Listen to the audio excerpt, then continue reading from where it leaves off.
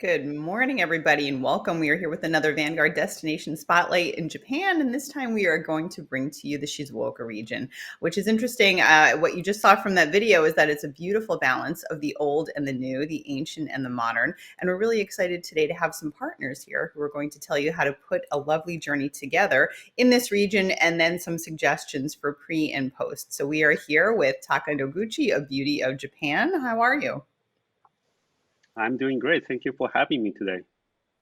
Great to have you back. And Tony Everett, who is the director of Hakone Hachiri Travel, in Shizuoka. And he is here to talk about a new tour that's been developed that really is designed to take people back to ancient times and give them a little bit of fitness infused in the journey and to really showcase a very, very special part of this region. So we're really excited to hear your presentations both. And then Taka will be back with us to be able to share some pre and post ideas in Tokyo, Kyoto, and beyond. So we're excited to hear how to put this all together. So without further ado, I'm going to send it over to Tony to share the Tokaido tour.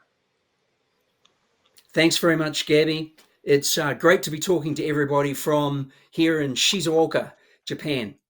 I'm Tony, and I'm director of Hike Hakone Hachiri, a local travel agency within Shizuoka Prefecture.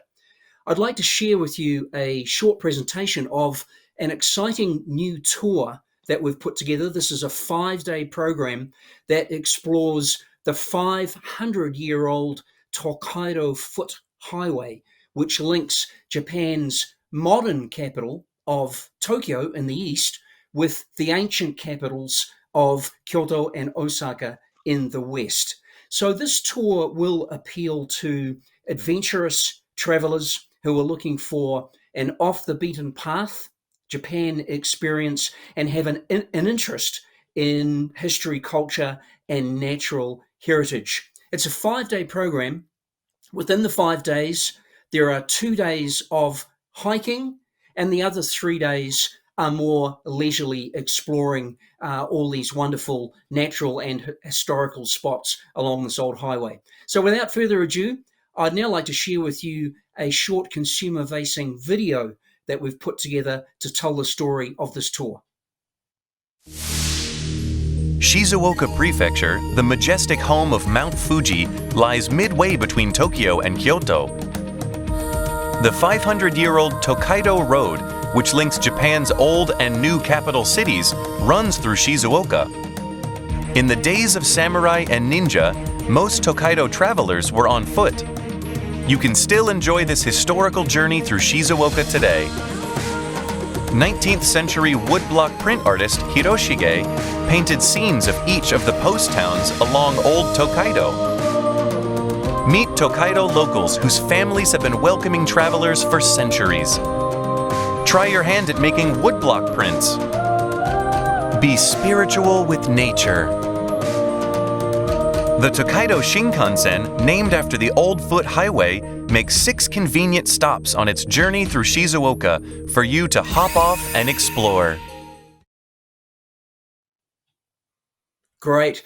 So here we have a summary of the 5-day program. The program starts with your clients catching the Tokaido Shinkansen, the bullet train, which has actually taken the name of the ancient foot highway. They ride the Tokaido Shinkansen from Tokyo, heading westwards towards Odawara Station. So they cover the first 50 miles of the ancient Tokaido route in just 30 minutes, traveling at 180 miles per hour.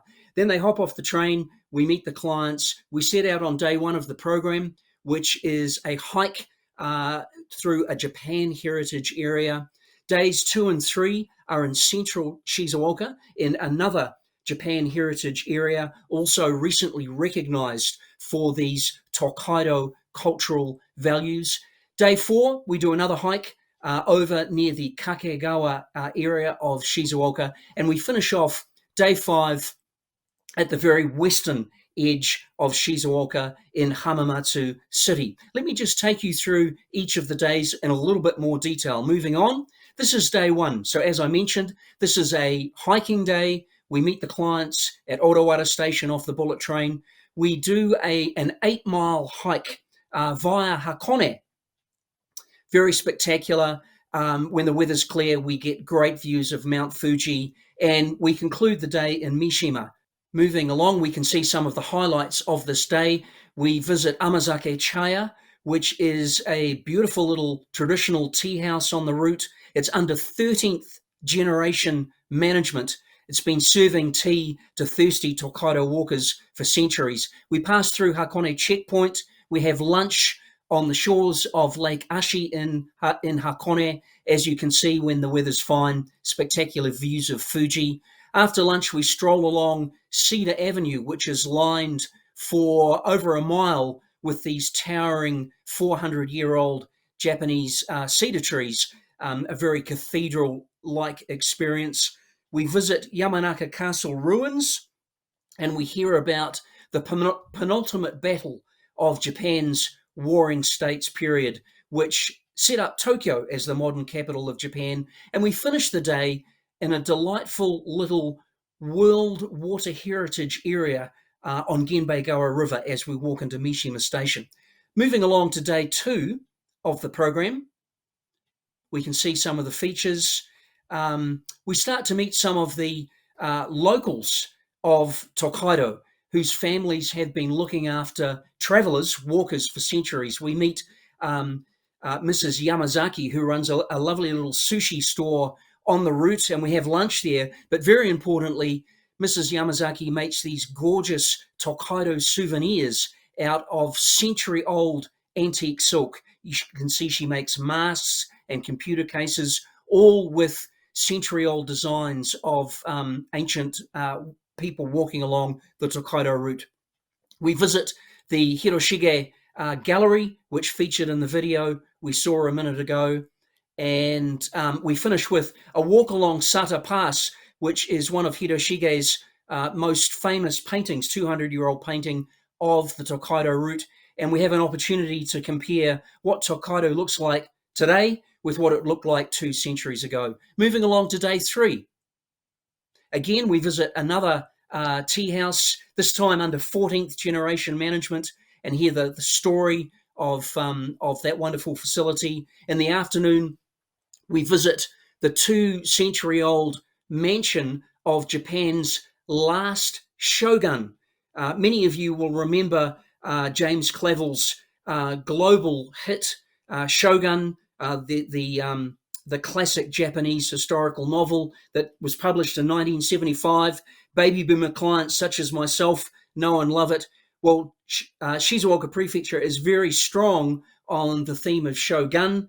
The first shogun, the last shogun, and the most famous shogun all spent a lot of time in this prefecture. So we can embellish that story to the delight of travelers. On day 4, moving along again on day 4, we do another hike along the old Tokaido. We visit a boutique local private gallery. It's a bit of a secret treasure. Not many people know where it is or where to find it. And they have, it's a very small boutique gallery, private collection, where they have some very rare works of art from 2 centuries ago by Japan's arguably 2 most famous paintings, Hokusai and Hiroshige, including paintings of the actual Tokaido route that we're walking that day.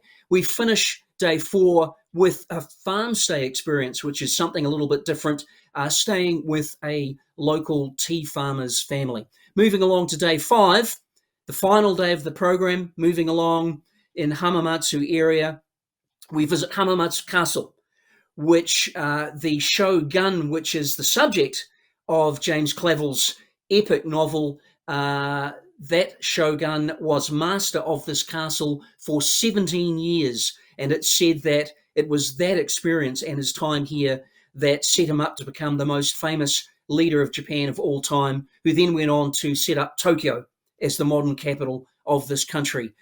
Just to the right of that, there's a picture of some guide training. You can see me in the picture here, training the guides for this program. Just want to assure you that we've put a lot of effort into training our guides so that they can enable your clients to feel like they are actually in feudal Japan, living the samurai experience, living the shogun experience, just as they've read about for many, many years and realizing that dream. We finished day 5 and the program at the Arai checkpoint. So there were checkpoints at various stations along this old route because the shogun sitting in Tokyo was a bit paranoid. He didn't want any assassins getting into the capital and trying to kill him. So people had to go through checkpoints.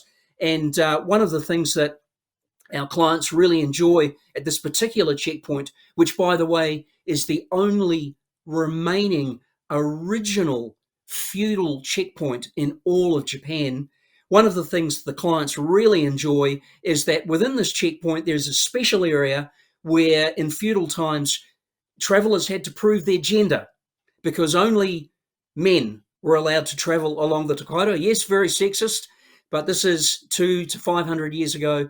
And to ensure that only men were traveling along the route, from time to time, they were required to prove their gender. And of course, there's only one way to do that, as you can see in the delightful 2-century-old Hokusai painting of that. So our visitors really get a kick out of that. Moving along, just to summarize that, this is a 5-day program. It's actually operated by 4 separate, very local travel agencies here within Shizuoka Prefecture, including my own company. We're actually cooperating to bring you this program.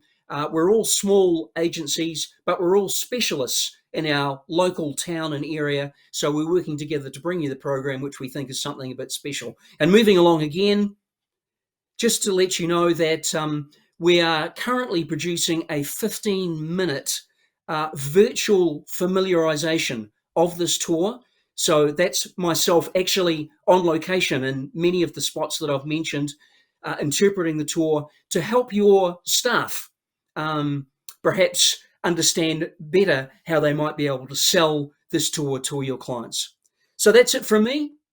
We're ready and waiting. Hopefully, COVID is in its last stages. Hopefully, it's not too much longer until the borders open here in Japan and we can welcome your clients here. And we hope that they can enjoy themselves on this Tokaido program. Thank you very much.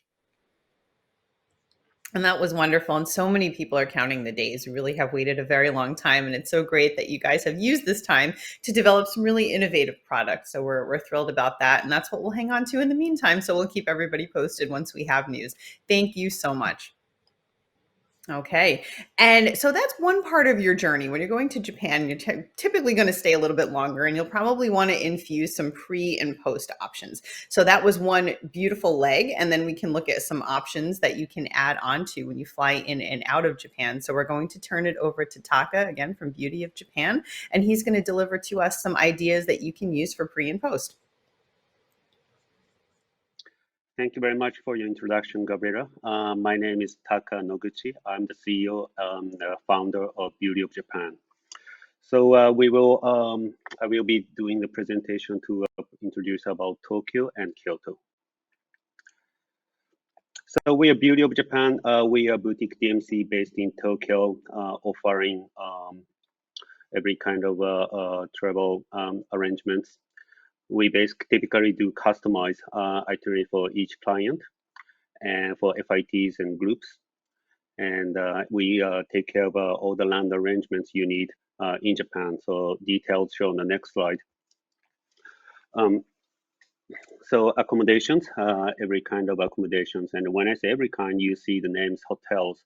Ryokan is a Japanese inn with a hot springs. So you sleep on a tatami mat with futon. Shukubo is a temple stay, so that's a very unique experience. Next day, you wake up early in the morning at 6 a.m. and you join the prayer ceremony with the monks.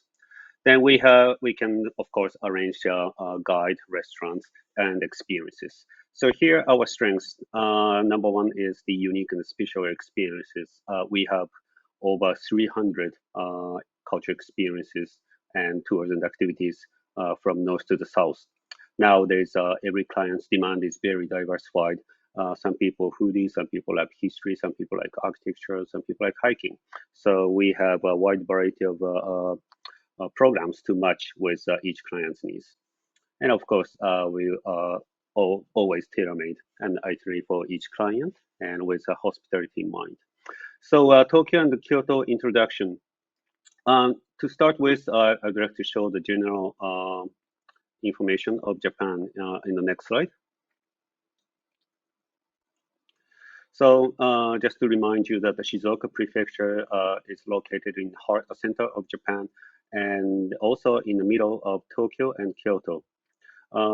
As a general information, high seasons is a springtime for the cherry blossom season, and also in October and November during the fall season with the autumn foliage. Very easy transportation between cities with bullet trains and planes as well. We have over 30 local airports that flies from city to city. Cash is still king, especially outside of big cities. Electricity will require plugs. English is only used in major cities, and the portable Wi-Fi is highly recommended. Tokyo and Kyoto at a glance. Tokyo is really a city of a mixture of a modern and traditional side. Culture, temples and gardens, museums, traditions. We have a local fish market. Of course, sumo. This is a national sport in Japan. Entertainment, from weird to classy. We have very wide variety of entertainment that make you feel weird. Shoppings, we have two international airports, Haneda Airport, which is located about half an hour from the center of Tokyo, and Narita Airport, which takes about 1 hour from Tokyo. Kyoto is an old capital of Japan, and it still has a lot of preserved heritage and districts. So this is a city that you can really enjoy just walking around. But of course, there are many beautiful spots that you should visit and things to do to experience a real part of Japan. So I will dive into Tokyo and Kyoto more by showing you some pictures from next slide. On the top left, it's a place called Akihabara. This used to be and still is the major electronics shops town, but nowadays it is gaining a recognition as otaku culture. Otaku means diehard fans of anime and manga. And I know a lot of travelers are really interested in Japanese anime and manga, so became kind of a sacred place for them. On the right, this is a picture of Shinjuku. You see Godzilla welcomes you when you walk on the street there. On the bottom left is intersection of Ginza. This is like a Fifth Avenue in New York. So there are so many high-end brand shops, nice bars and restaurants. On the bottom right is a museum called Digital Art Museum, operated by TeamLab. They have thousands of projectors, and this is kind of like a projection mapping museum. And so if you touch it, the water really avoids you. That kind of technology that really makes you really excited. Now, next slide shows you more tradition side of Japan. Top left is the Imperial Palace, where Edo Castle used to be located, and now our emperor lives there. On the right top, this is a local street. So there are tradition side of Japan in Tokyo as well. On the bottom left, this is a Meiji Jingu Shrine. It's located in Harajuku, a famous Harajuku place, more like a teenage fashion district. On the bottom right is probably the most famous place in Tokyo. It's called Asakusa. You see beautiful cherry blossoms with a nice pagoda statues. Now, next slide, you can see so many food. I mean, Tokyo is known as a foodie town. Still, Tokyo has the more Michelin-starred restaurants than anywhere else in the world. But it does mean the food is expensive here in Tokyo. You see on the ramen noodle on the bottom right, it's a price is about like $7. So it's not really expensive at all. And you see there are people drinking and eating on the street. Glass of beer is about $5, and small dishes starts from like $1. So when it comes to food, it's very affordable, and we have so much wide variety of food. Food is really famous and part of that way you can enjoy in Japan. Believe it or not, this is also part of Tokyo. Top two pictures are the islands, and in Tokyo metropolitan area. These can be reachable by either plane or boat. By plane, about 15 minutes. By boat, only 2 hours. A lot of people go there, especially during the summertime, to enjoy the sun and water. On two pictures on the bottom, those are the hiking route. Only takes about an hour and a half from us, Tokyo downtown. Hiking, trekking, canoeing, kayaking. It's very famous place for weekend getaway place. Now, next slide shows you the Kyoto. Of course, you have seen some pictures, I assume, but this is more traditional cities. You see cherry blossoms, golden temples. It's a shrine that is famous for 1,000 torii gates. So they're very picturesque. But at the same time, the next slide shows you another face of Kyoto. On top left, it's a city called Ine. This is famous for 300 boat houses built on the water. So this used to be the water town, and everybody have a boat garage there. And this is became unique, and a lot of travelers go there. On the right-hand side, you see the farming, rice field area, and also such roof houses.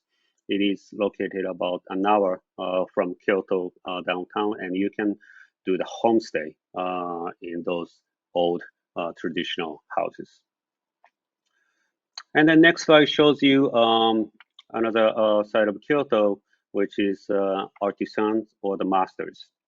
From the top right, it's a kimono fabric master. On the right, goes to the clockwise, it's gardeners, Japanese traditional umbrella manufacturers, and the potter. We have a quite good network of these artisans. So if you are really interested in one of these Japanese traditions or techniques, we can make a special visit to their workshops. Now, speaking about these experiences, I will introduce you some more experiences that we have. So starting with a fish market tour with a sushi chef. So in the fish market, there's a wholesale part where general public, like myself, cannot go inside. But with a sushi chef, our clients can actually go inside. So clients can see how chef chops the fish. And after shopping, they will bring it back to the restaurant and chef will chop into sashimi so that you can enjoy the super fresh sashimi. Next experience is the sumo. Sumo related programs are probably the most famous and popular programs for travelers. You can visit sumo stable, what we call sumo stable, where sumo wrestlers live and do the training every day. And you can do really watch the serious practice in the morning. We can arrange a setup to meet with ex-sumo wrestlers and maybe talk and to get to know more about the sumo culture. Next slide. It's a day trip to Nikko. Nikko is located about 2 hours and a half from Tokyo.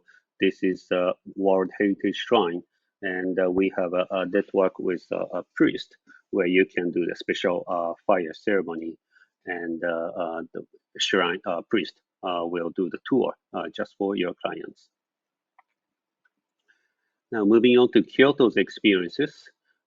This is the great experience for people who are interested in architecture. So there are like 1,000 shrines and temples in Kyoto, and that are over 1,000 years old. So there's always constructions happening somewhere in the town. And I can make a special visit to go inside the construction site and witness how these repairing masters are fixing the walls with today's technologies. Next experience is the tour with the gardeners. Of course, gardeners take care of the huge gardens, and they consider the seasons because we have 4 seasons, and each tree, every tree blooms in a different timing. So they always calculate that kind of details to make the garden very beautiful. Next experience is the Sake brewery visit. I wrote this VAP because this brewery is not open to public, but they will open the door for our clients, and you can do the tour of the brewery and learn about the sake production and do the tastings at the end of the tour. Last but not least, this is probably the most popular experience for travelers, which is to interact with Michael. Michael is kind of a trainee before they become a geiko, or known as geisha. They call it geiko in Kyoto and geisha in Tokyo. So you can really meet and interact with Michael, maybe go a walking tour, go eat together, play games, take pictures. We can do any arrangements. So this is a part of experiences, quick introduction about Tokyo and Kyoto. But for first timers, Tokyo and Kyoto are the must visit places. And Shizuoka is located right in the middle. And as Tony mentioned, it's very easily accessible by bullet trains.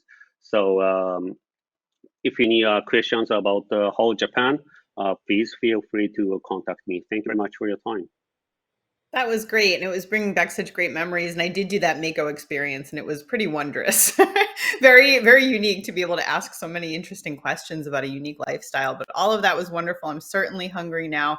And just a reminder, Taka and Tony have been here on the chat. Hopefully you've connected with them, but please continue to reach out. We'll make sure that you have all of their contact information so that if you do want to get more details on any of these tours, they can certainly help you. So thank you so much for joining us today. We look forward to continuing to serve you with great ideas. And these two gentlemen here definitely look forward to hearing from you so they can construct something new for you for your client's next visit. Thanks for joining us, and we'll see you again next time.